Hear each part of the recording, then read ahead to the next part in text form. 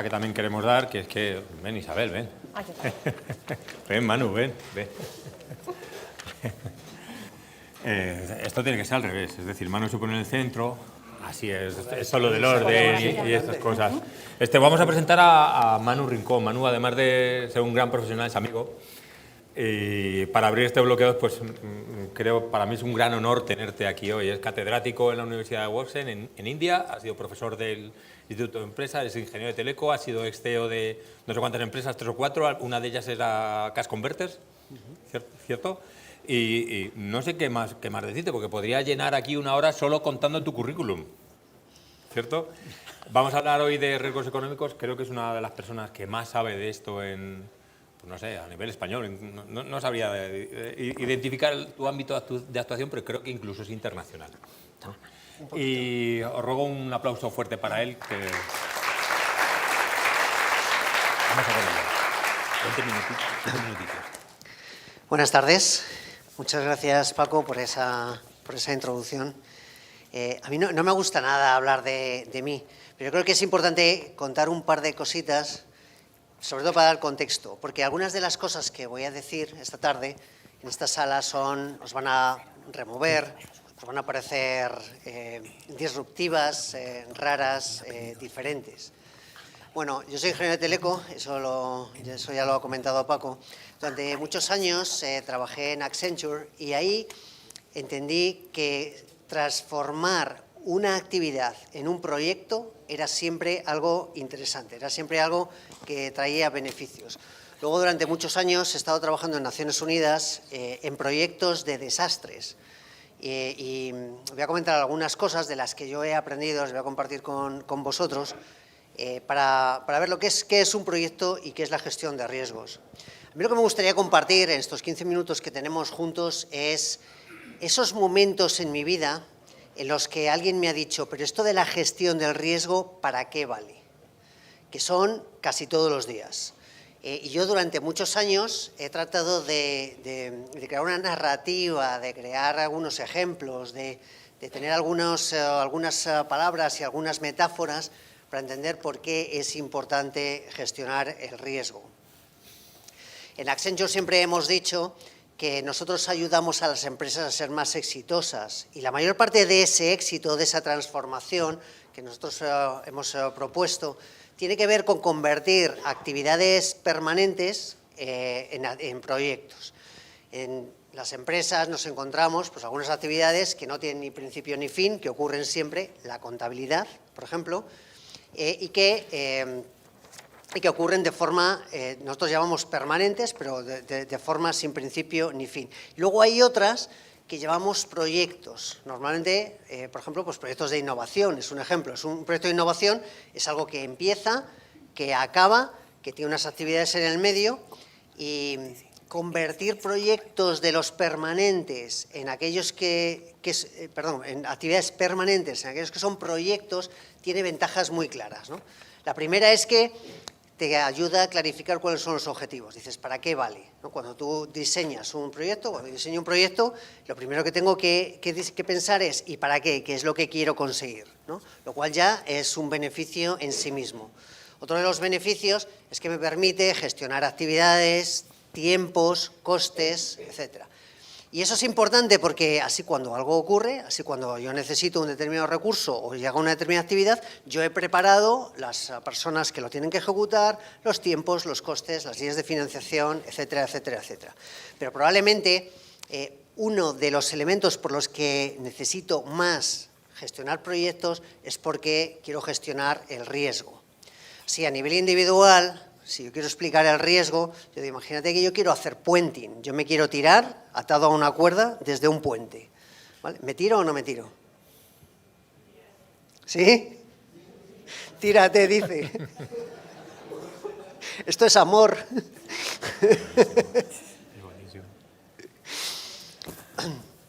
Bueno, probablemente la respuesta que yo esperaba más era... Mira a ver si la cuerda está bien atada, calcula la probabilidad de tocar el suelo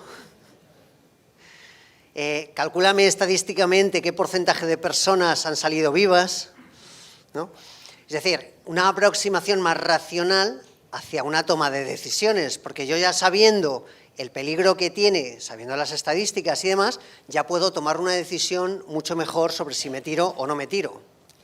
Claro, que esto si yo fuera racional, que no lo soy, porque en definitiva si yo quiero tirarme, pues al final me tiro. Y es que el riesgo tiene como dos elementos completamente distintos. De hecho, yo he dado clases que se llaman así, riesgo y miedo.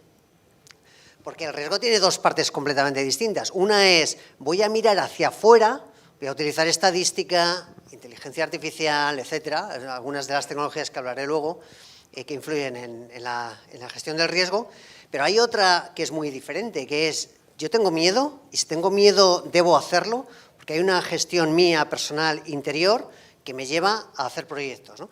Hay personas que van al riesgo atraídas absolutamente, y hay personas que son aversas al riesgo. Hay organizaciones que les encanta el riesgo y hay organizaciones que no pueden soportar el riesgo. Bueno, todo esto es importante cuando entendemos el riesgo, porque el riesgo es un elemento subjetivo, ¿vale? No es un elemento objetivo. Cuando yo diseño un proyecto, digo, bueno, pues el objetivo es tal, y los subobjetivos son no sé qué, y actividades, y tiempos, y costes, y tal. Y creo un proyecto, ¿vale? Luego empieza el proyecto y empiezan a ocurrir cosas. ¿Puede que ocurran cosas? Yo digo siempre, bueno, que van a ocurrir cosas, esto no es incierto. O sea, todo proyecto pasa por algún momento en el que pasan eventos internos, externos, grandes o pequeños, y aquí la pregunta no es si va a haber eventos, la pregunta es cómo yo soy capaz de dar respuesta a esos eventos, ¿no? Cuando algo pasa y el mercado, la naturaleza, la vida, el mundo me responde otra cosa, yo debo hacer una pregunta y voy a cerrar esta ponencia con esta reflexión. Es, si yo proyecto algo y el mercado da resultados diferentes, o sea, pasa algo que yo no había proyectado, ¿quién tiene razón? Al final. Bueno, vamos a ver algunos ejemplos de situaciones que yo me he encontrado en proyectos, en grandes empresas, en España, y luego acabaré también con un par de ejemplos así a nivel mundial de riesgos, de desastres así más grandes. Pero para poner un poquito qué es el riesgo. Bueno, por ejemplo, uno de los casos es BBVA. Nosotros hemos trabajado mucho con Telefónica, el Banco de Santander. BBVA es probablemente, según se mida, el segundo banco de España, a veces el primero. Bueno, BBVA es una entidad financiera que tiene por objeto dar un servicio financiero a los clientes, a individuos, ¿vale? Y por tanto muy sensible al riesgo. ¿Por qué? Porque primero los márgenes son muy pequeños en este sector y la criticidad del cliente es también muy pequeña. ¿Cuál es el objetivo de BBVA? Pues por un lado, bueno, voy a hacer una simplificación brutal, si me lo permitís. Si hay algún financiero aquí me va a decir, creo que te has pasado simplificando el sector financiero. El sector financiero en España y en el mundo tiene el objeto de, por un lado, coger dinero a largo plazo y por otro lado, prestarlo a corto plazo. Y ahí hay un margen de riesgo, hay un margen de volatilidad, hay un margen que es el que da el beneficio al banco. Ya sé que he simplificado mucho en lo que estoy diciendo, ¿no? Pero ¿cuál es el objetivo del banco? El objetivo del banco es dar un servicio financiero a una serie de clientes, ¿vale? Y ese servicio financiero, pues pueden pasar muchas cosas, ¿vale? Dentro de las predicciones del banco puede ser que haya impagos, puede ser que suban los tipos de riesgo, puede ser que la liquidez en algún momento baje, puede ser que mil cosas, ¿no? ¿Qué hace el BBVA para gestionar ese riesgo? Hemos hablado antes de gobernanza, uno de los elementos. Bueno, sí, uno de los elementos que hace el banco es, voy a crear una entidad organizativa que me dé respuesta a esto. Eso puede ser una PMO, puede ser un departamento de riesgos, puede ser una persona. En todo caso, sea lo que sea organizativamente, necesita tener unos roles muy claros y responsabilidades claras. Necesita tener nombres y apellidos. Necesita tener responsabilidades claras. Necesita tener líneas de financiación y necesita tener procesos. Y cuando diseñamos un departamento de gestión de riesgos, estos son los dos elementos fundamentales. Hay que diseñarse los procesos y línea de financiación, en realidad son tres. ¿Y esto cómo empieza? Pues empieza diciendo, si yo quiero adelantarme al riesgo, necesito tener personas, saber exactamente cuál es la responsabilidad de esas personas, saber qué van a hacer, o sea, actividad A, luego actividad B, luego actividad C, luego actividad D, saber exactamente quién toma las decisiones y cómo, y último punto, saber el dinero, la financiación para esas actividades, de dónde sale.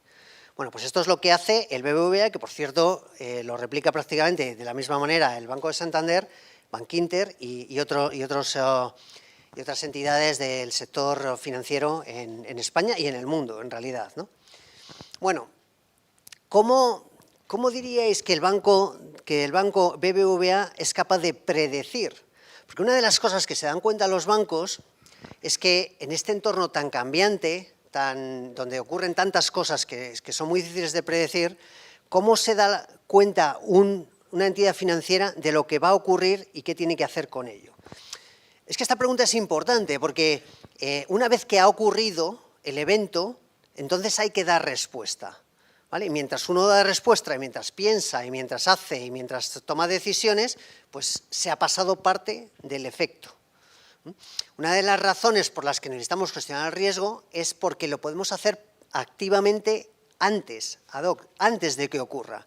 Yo puedo, antes de que ocurra, aunque no sepa lo que va a pasar, aunque no sepa en qué ámbito me va a modificar las operaciones o las finanzas, o aunque no conozca prácticamente nada del riesgo, yo puedo prepararme ante él. Puedo tener una oficina, puedo tener personas y puedo tener procedimientos y puedo tener líneas avanzadas de financiación, ¿vale? ¿Cómo hace esto el BBVA? Pues es bastante difícil, porque hay, si vosotros habéis visto, seguro que sí, algún mapa de color y demás, pues hay algunos proyectos que tienen muchos riesgos de tipo poco riesgo, impacto grande, y hay pocos que tienen riesgos del tipo probabilidad alta, impacto pequeño.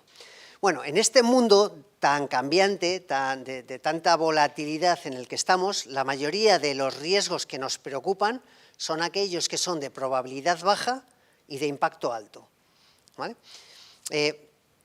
¿Cómo, utilizando tecnologías, se pregunta el BBVA, puedo yo gestionar mejor estos proyectos? Bueno, aquí es donde hay una enorme revolución en los últimos 10 años, ¿vale? Hasta hace 10 años, la única manera de prever este tipo de riesgos, ¿cuál era? Pues prácticamente utilizando estadística, ¿vale? Luego tuvimos un enorme cambio en el mercado donde apareció el Big Data. Data Science, Data Mining, aparecieron toda una serie de tecnologías que permitían coger bases de datos, unirlas, tener redes de datos gigantescas y empezar, a través de técnicas básicas de Data Mining, que en ese momento eran puramente estadísticas, empezar a jugar con los datos para predecir cosas. Y ahí tuvimos un enorme cambio en el mercado. Bueno, un poco más tarde apareció todo un conjunto de técnicas que llamábamos Machine Learning, que seguían siendo basadas en estadísticos, pero que ya permitían un proceso un poquito más holístico, más inteligente de datos, incluyendo datos externos, etc. Hoy, y esto solamente hace un par de años, tenemos otro de los tsunamis en la gestión del riesgo en el sector banca, bueno, y el sector seguros y el sector energía y tal, y vamos a dar algunos ejemplos después, ¿vale? Que es la inteligencia, lo que hoy llamamos mal llamada la inteligencia artificial. En realidad son redes neuronales convolucionales. Bueno, apareció toda una técnica que llamamos redes neuronales que es muy sencilla, pero muy potente a la vez, ¿no? Imaginaos que tenéis una caja negra porque no sabéis lo que hay dentro, ¿vale? Y entrenamos a esa caja. Y la entrenamos diciendo, este determinado cliente hizo tal operación y ¿tuvo fraude o no tuvo fraude? Este otro. Y así lo hacemos con 1 millón de clientes, con 10 millones de clientes, con 100 millones de clientes. Estamos entrenando la caja para que entienda lo que es el fraude. Y en un momento dado, una vez entrenada, decimos, este nuevo cliente que tenemos, que viene a pedir un crédito, que viene a hacer tal operación en el banco, ¿tú qué crees, Caja Negra, que va a hacer un fraude o no va a haber un fraude? La Caja Negra te contesta, ¿vale? Esto es una red neuronal. Si luego creamos un loop y tal, técnicas en las que no voy a meterme, podemos tener una red neuronal convolucional, podemos tener inteligencia artificial que nos predice el fraude, nos predice el riesgo y nos predice la probabilidad de que algo ocurra en el futuro. Es decir, con elementos del pasado, pero también con elementos de otros sectores, con data que viene pública, privada, del pasado, del futuro, actividades que no tienen nada que ver, es capaz de extraer patrones y ¡pum!, y darte una solución, ¿vale? Esto ha cambiado completamente la gestión del riesgo, no solamente en el BBVA, ha cambiado también el sector energía, ha cambiado también el sector sanidad, ha cambiado también el sector internacional de desastres y ha cambiado el mundo entero. Todavía nos queda a nivel tecnología un elemento que empieza ya a entrar y que va a cambiar todavía más, que es la inteligencia artificial semántica, el desarrollo de ontologías, redes de conocimiento, ingeniería del conocimiento. Todo este mundo es lo que viene y lo que en el año 2028, 2029, 2030 nos hará entender el riesgo completamente distinto, ¿vale?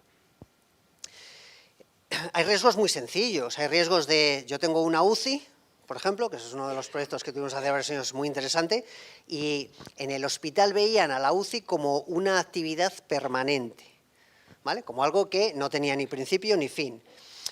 Yo les traté de convencer que si empezaban a verlo como proyectos, o sea, si entraba un paciente, veían el ciclo de vida del paciente dentro de la UCI y el paciente salía, entonces eso les permitía medir cosas que antes no estaban midiendo, gestionar de forma diferente a como lo estaban haciendo y, en definitiva, dar mucha más calidad de servicio a las personas y a las familias de lo que lo estaban haciendo anteriormente.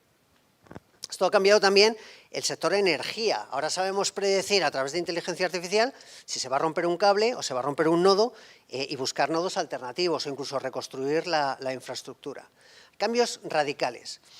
Y hay cambios radicales a nivel mundo, a nivel internacional, que son la gestión de desastres. Porque la gestión de desastres es el gran reto a la humanidad en los años que nos quedan.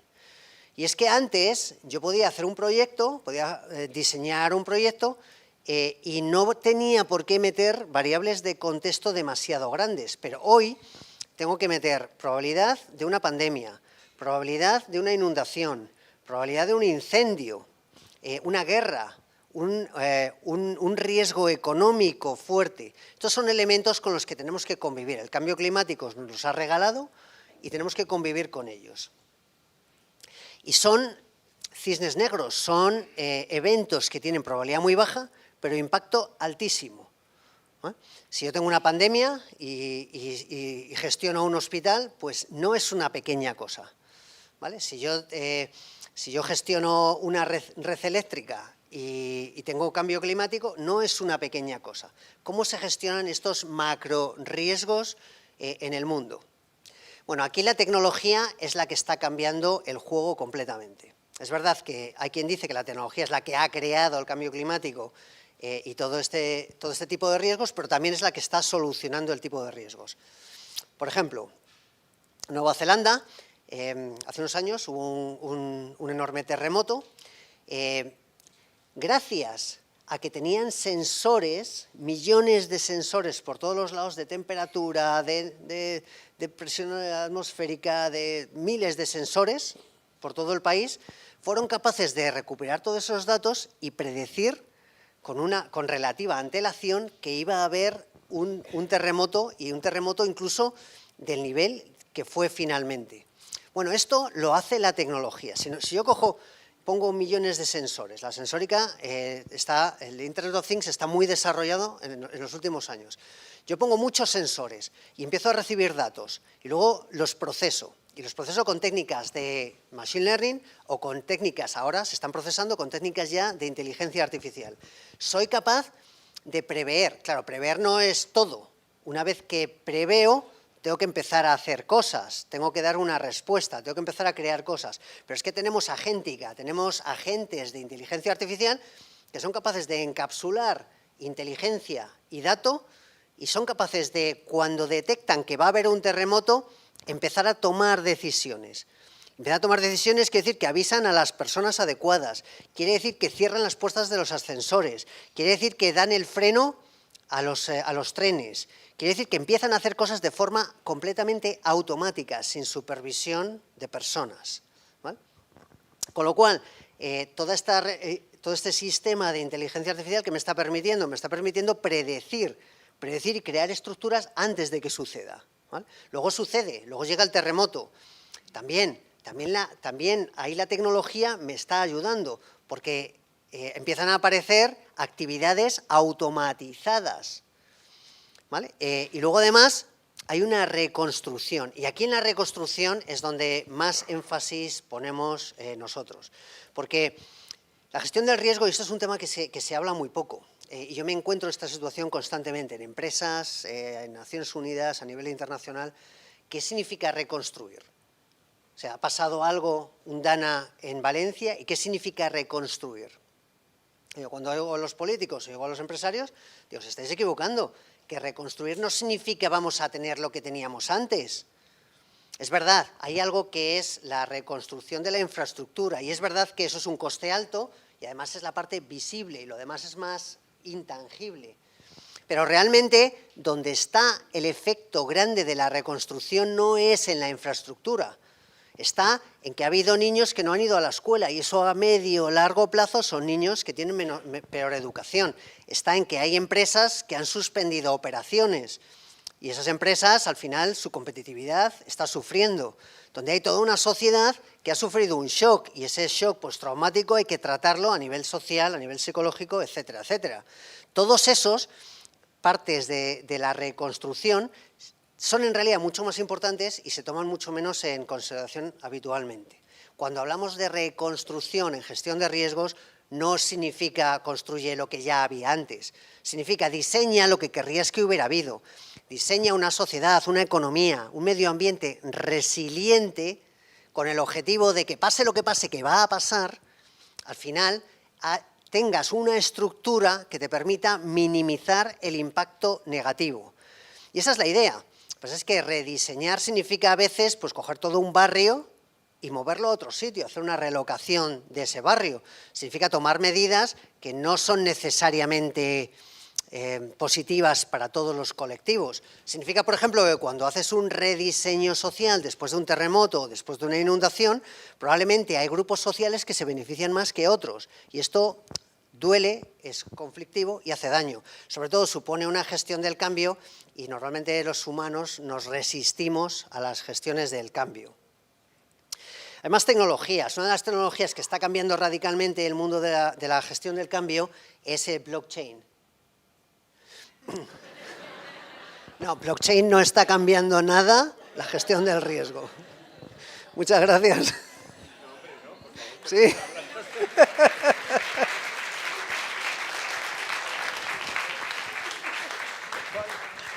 No te vayas, no te vayas. Jesús. ¿Cuál es el riesgo? ¿Cuál es el riesgo?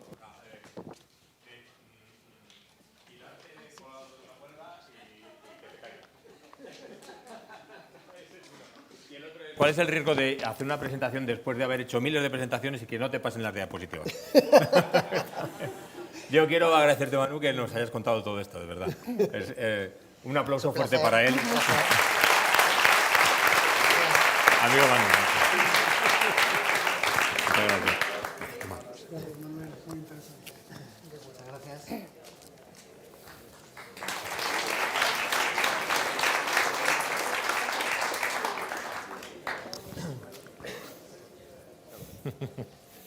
Gracias, discúlpanos, que es que vamos a... Gracias. Bueno, vamos allá.